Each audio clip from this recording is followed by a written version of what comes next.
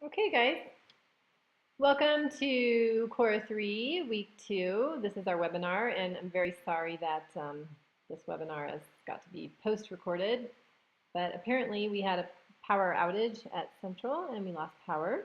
So that is what happened to you guys that were already logged in and suddenly everything disappeared. So hopefully that won't happen here, but anyway, let us begin. So this is our statistics and probability unit, and for this first week I just wanted to give you kind of an overview of what you're going to be doing here, just so that I'm not sure how much you guys already know with this, so I figured I'd give you just a general overview. That way when you're going through each lesson it'll make more sense. So what we're doing for the week is we're going to describe patterns and data, and we'll do that by graphs. We'll prepare a box and whiskers plot and describe spread and effect of outliers on data. Okay, so while you are waiting, but right now you're not waiting anymore since this is post-recorded, I was going to have you calculate the mean, median, and mode and range for the sample data. And it's just a good review. This data represents the number of days from mailing to delivery for 12 letters. And hopefully you guys still know how to calculate those things, but let's go ahead and look at that. When you're calculating mean, median, mode, and range, it's very helpful to reorder your data from smallest to largest. So that's what I've done here is I've went ahead and I've reordered it from smallest to largest.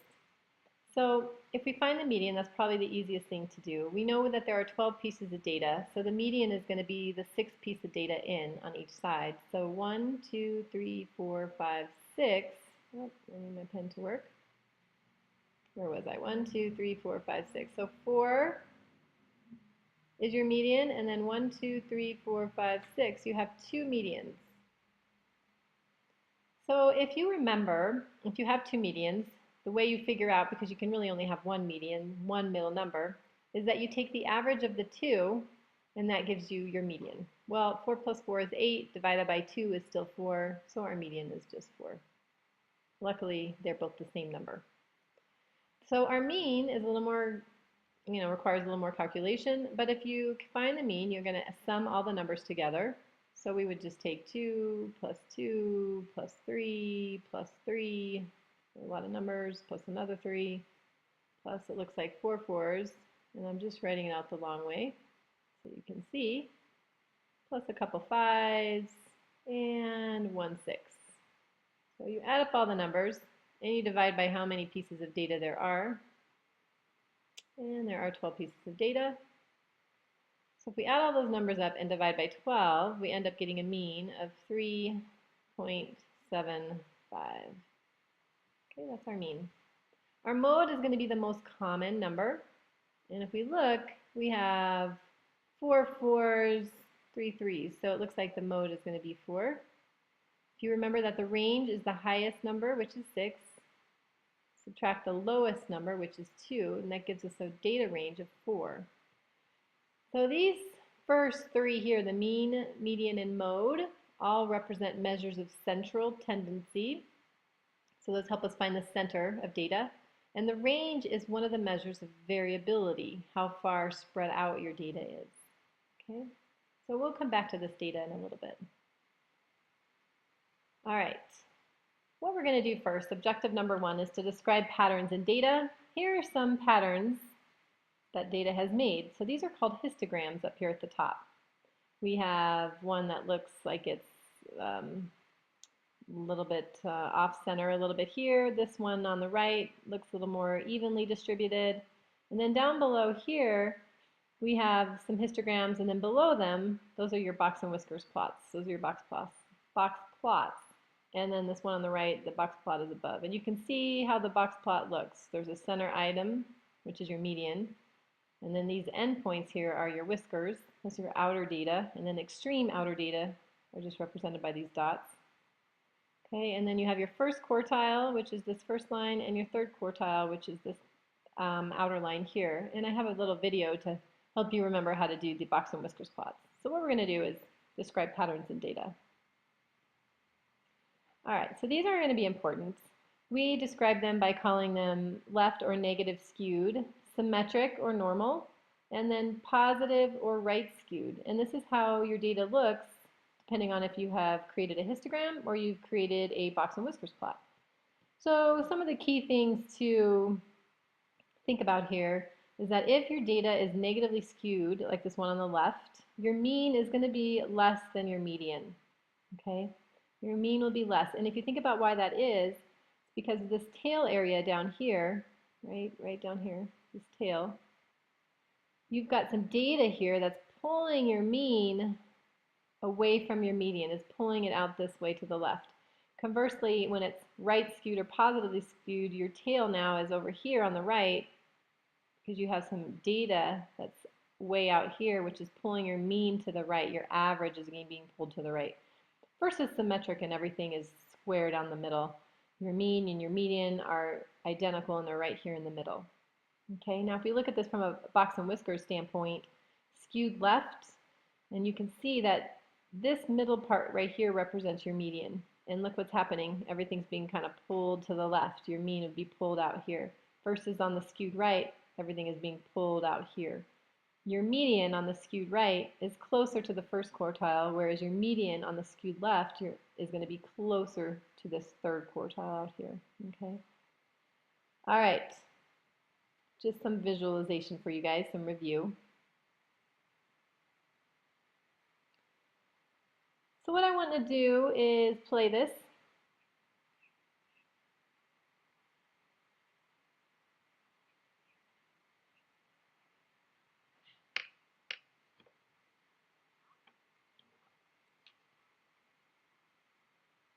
Okay.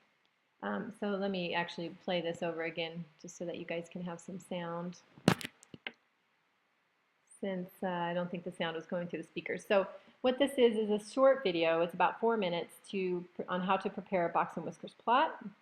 So let's play it and see what they do. If your job is to compare the annual snowfall between two ski resorts for the past 50 years, you would need a way to summarize all the data.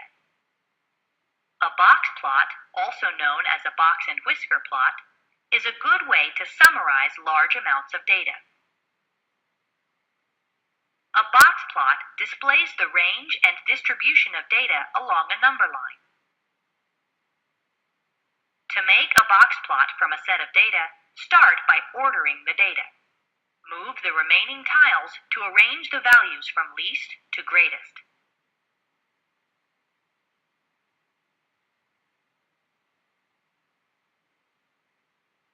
Find the median or middle value that splits the set of data into two equal groups. The sixth value divides this list into two equal groups of 5. Next, find the median of the lower half of the dataset. Do the same to find the median for the upper half of the dataset. Finally, find the lower and upper extremes of the dataset. These 5 values are everything you need to construct a box plot. To draw a box plot, begin by plotting points for the 5 values above a number line. Now draw vertical lines through the lower quartile, median, and upper quartile. Form a box by connecting the vertical lines from the lower quartile, median, and upper quartile. Finally, draw the whiskers from the extremes to the box. By finding the middle values of the ordered dataset, you have separated the data into 4 equal groups called quartiles. The distance between the points in the box plot tells you about the distribution of the data in the quartiles. A shorter distance, as in Q1, means the quartile data is bunched together. A longer distance, as in Q4, means the quartile data is spread out. If there is no one middle value in the set of data, use the average of the 2 middle values as the median. If there is no middle value in the lower or the upper half of the dataset, use the average of the 2 middle values as the median. Regardless Regardless of how the medians are determined, the lower and upper extremes are always the first and last items in an ordered set of data. Now back to the problem of comparing the annual snowfall for the two ski resorts. The data for the past 50 years has been plotted as a box plot. Analyzing the box plots makes it easy to summarize and compare the amounts of annual snowfall for the two resorts. From the box plot, you can easily see the median snowfall for each resort. The median is the middle value of the dataset. Using the medians to compare the resorts, Mad Mountain appears to be better than Powder Valley because it has a higher median annual snowfall. Using the box plot, you can easily identify the record high and record low annual snowfalls for each resort. Mad Mountain seems attractive because it has the largest record high snowfall, but it also has the smallest record low. Recall that the greater the distance between points in the box plot, the more spread out the annual snowfall data is. Comparing distributions, Powder Valley seems like a better choice because the amount of snowfall does not vary as much from year to year. Finally, if you were interested in knowing which resort has a greater chance of receiving more than 300 inches of snow, the box plot shows this too.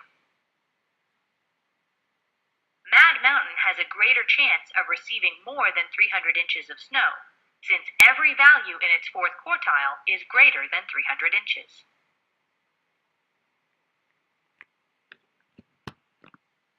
Okay, so hopefully that gives you a good overview of box plots. And I just want to share my video with you guys. I didn't realize that we were not connected, so how are you guys doing? All right, back to our presentation. So now what we're going to do, objective 3, is describe spread and the effect of outliers. So if we look at measures of spread, we talked about the range. That's a very simple measure of spread. It really doesn't tell you about what's going on in between. So the variance and standard deviation are really the best measures of spread. These provide better detail on how the data are in between. And what we are really going to use is standard deviation. Standard deviation is just the square root of the variance, so we are going to use standard deviation. And you will not have to calculate standard deviation. I have a calculator that will calculate it for you in your lesson. So you can just put in your data and it will do it. And I'll show you an example of that too. Then here are some notations that you might see, and I don't want you to be confused if you see them. So I put them up here so you can have them in advance. But a common one that we will use for standard deviation is this one right here for population standard deviation. You'll also see this mean used fairly frequently, and sometimes you'll see this one. Okay, but those three are probably the most common symbols that you will see. There's two different symbols for mean, one for sample size, one for the whole population, and then we usually use this for population standard deviation. Okay, so describing the spread and effect of outliers means we really need to look at a normal distribution. Okay, when we're talking about standard deviation, it really only indicates what the data is doing in a normal standard distribution. So here we have one on the left right here. What you need to know about this, and I will label this, actually I'm just going to do this. I'm going to label this mu here for our mean, which is right in the middle. Okay, and then right here, this line right here is plus 1 standard deviation going this way. Okay, and let's see how neat I can write that. Pretty good, I guess. And then same thing if we go the other way, we are taking off 1 standard deviation. Okay, so that's right here. The next line, the green right here, is going to end up being, that's your plus 2. So that's plus 2 standard deviations. And then out here we have the same thing, we have minus 2 standard deviations.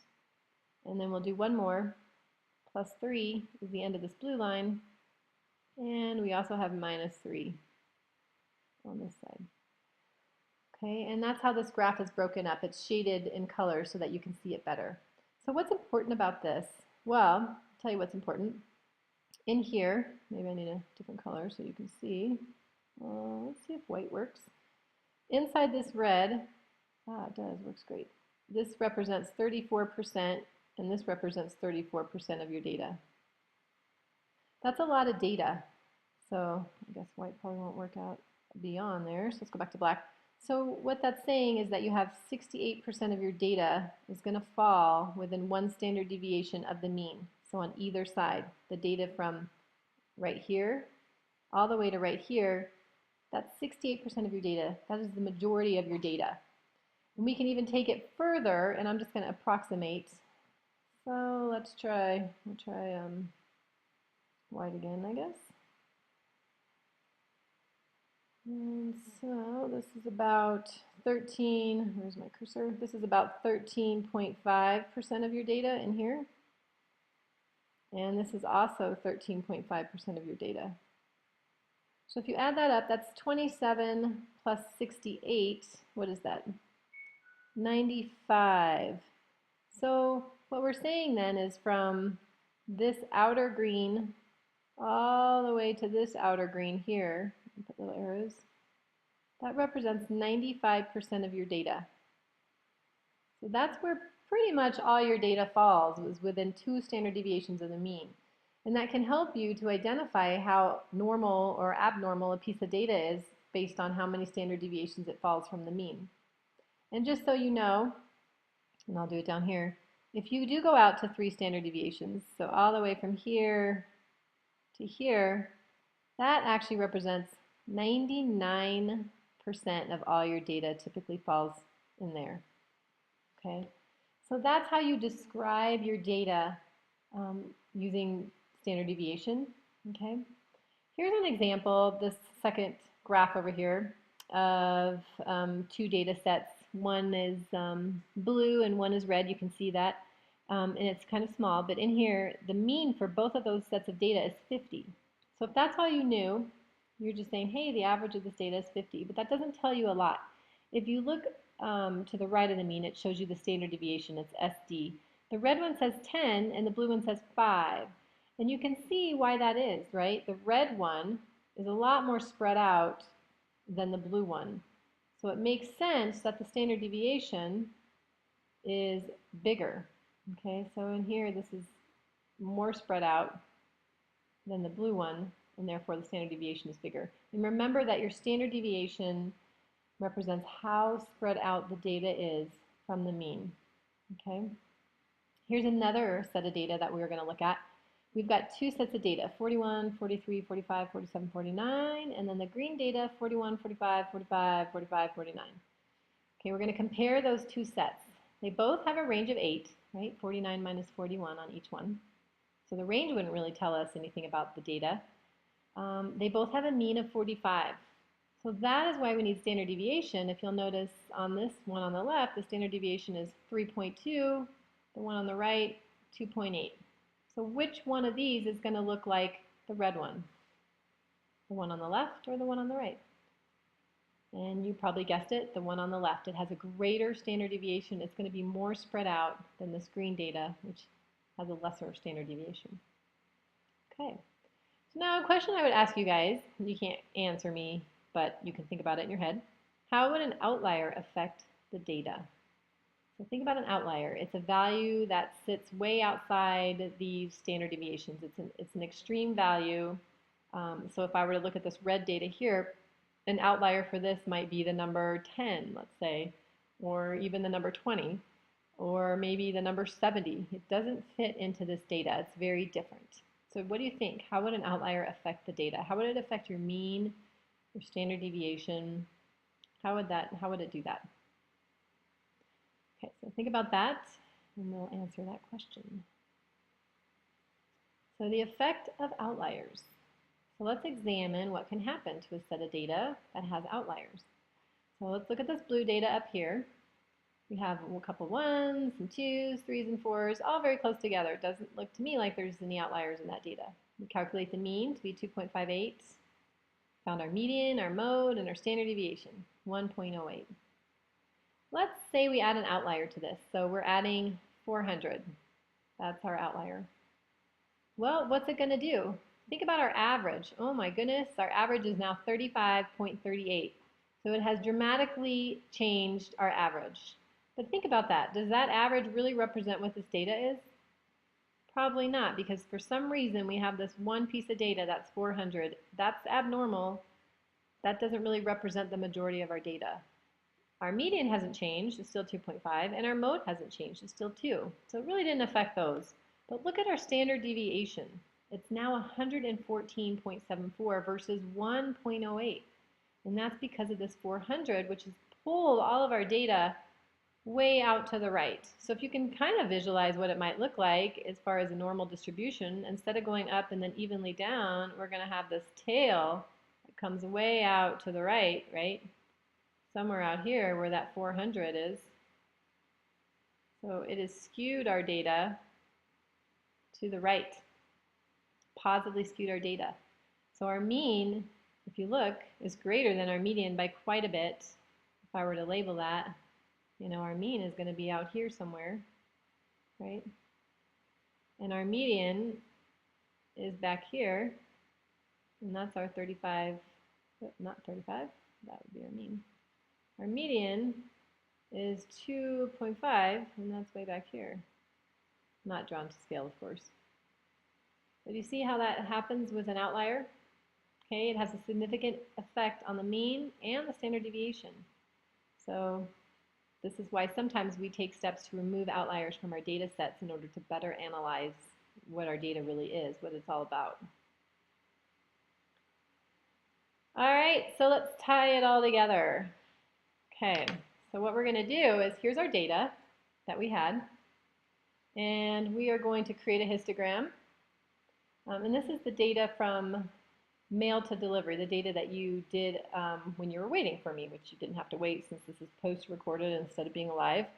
But we're going to give it a title. So this is our, oops, that is not what we want. Hang on a minute. We are going to give it a title in just a second. All right, we're going to call this mail to delivery. And the x-axis, if you think about it, we're looking at time, right? We're looking at the number of days it takes, so we're going to call that days. Now it says enter the values separated by commas. Okay, so 2 2s, 3 3s, 4 4s, 2 5s, and 1 6. Number of groups, well, we have 12 pieces of data, so I want it to show each one. And I will now generate the graph. And if we look at our histogram of the mail to delivery, it looks pretty normal, doesn't it? Pretty close. But if you can remember that the mean was 3.75 and the median was 4 on this data, it looks a little bit skewed maybe to the left. But really, generally speaking, it's almost normally distributed. There's not that much difference between the mean and the median. Okay, now like I said, you guys do not have to calculate standard deviation. So what I'm going to do is I'm going to use my embedded calculator, just like you are, to calculate it for me. So all you have to do is enter in your data one by one, and when you're online, you can copy and paste the data in there, and it's much simpler than entering each one in by themselves. So I will calculate. There's our mean, just like we said, 3.75. We have our 12 numbers, so we can kind of verify, hey, did we get all those in there, you know? And then we have our standard deviation of 1.2. Okay, and that is what we will use. All right. And let's see here. Let's go to the next slide. So there's our mean, there's our median, there's our standard deviation. So we're going to tie it all together. So what I'm going to do is I'm going to draw some marks on here. Let's identify our mean, which is 3.75. So these are our 2s, these are our 3s, oops. These are our 4s. So what I'm going to do is I'm going to draw in, when I get my pen tool, draw in a 3.75. That is about right here. Okay, so I'm going to label that as my mean. And then my median is going to be 4, so this is my 4 right here.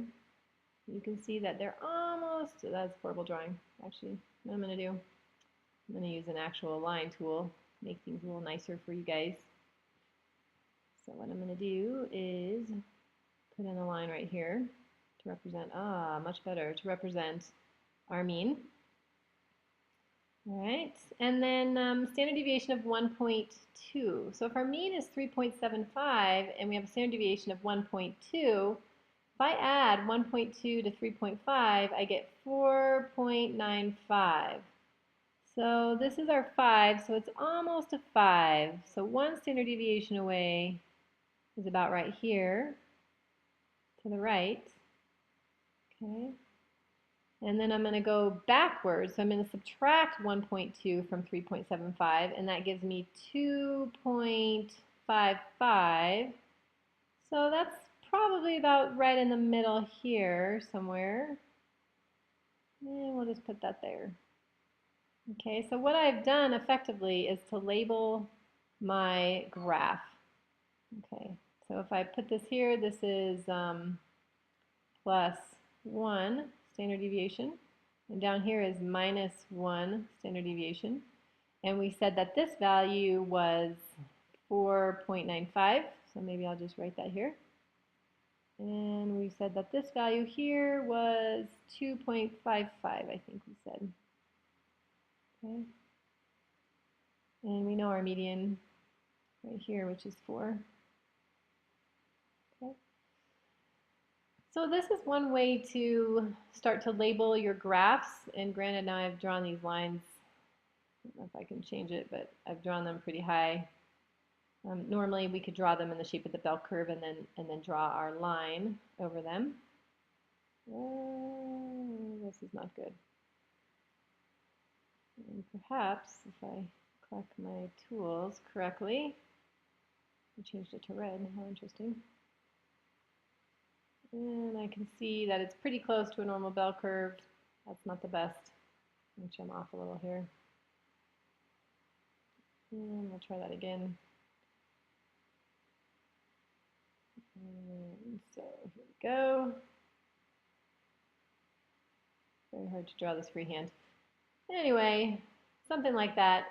And all I've done is label my mean, my median, 1 standard deviation away on each side, and I could go ahead and label another standard deviation if I wanted to. I could label it up to 2 standard deviations away and add another 1.2 to this and get 5.15 and label that as well. Okay, and that's what you're going to be expected to do on one of your assignments, is to pull over some lines and label where the standard deviations are, and that's all you have to do is just take the mean, which is 4, and then add 1 standard deviation, subtract 1 standard deviation, and so on and so forth to label up to 3. Okay. All right, you guys, and that actually, whoops, is the end of our presentation.